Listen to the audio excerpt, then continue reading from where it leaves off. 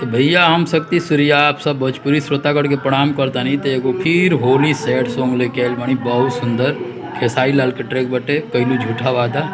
ये ट्रैक के बा उम्मीद ना पूरा विश्वास भाई सॉन्ग आप लोग के बहुत पसंद आई। तो थोड़ा बगल में रामायण होता टे तो ओकर कहीं क्षमा करब, थोड़ा वॉइस आ सकेला, मजबूरी में वीडियो बनाए के पड़ता टे आप लोग खातिर। तो चलिए अगर डमी देतानी और चैनल पर नया बानी तो सब्सक्राइब कर ली, एगो लाइक कर दी, कमेंट में बताइए कि सॉन्ग कैसन लागल।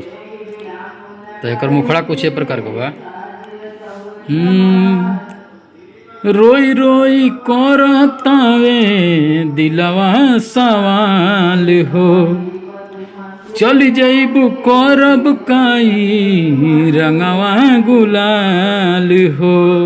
दो बार रोई रोई करतावे दिलवा सवाल हो, चली जइबू करब काई रंगवा गुलाल हो।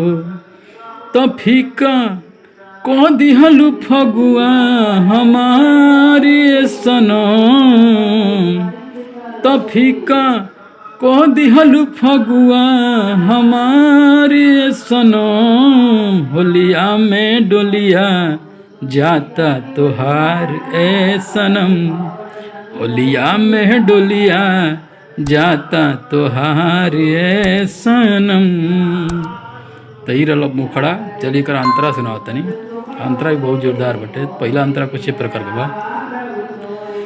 पियवा के साथे तोहर होली होई खास हो, तन्हा अकेला हम तो रहबू दास हो।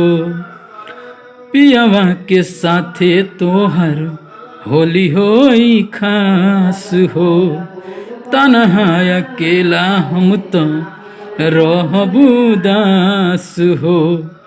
तो खेली हो ससुरा में रंग के फुहारी सनम, तो खेली हो ससुरा में रंग के फुहारी सनम। होलिया में डोलिया जाता तुहार ए सनम, होलिया में डोलिया जाता तुहार ए सनम।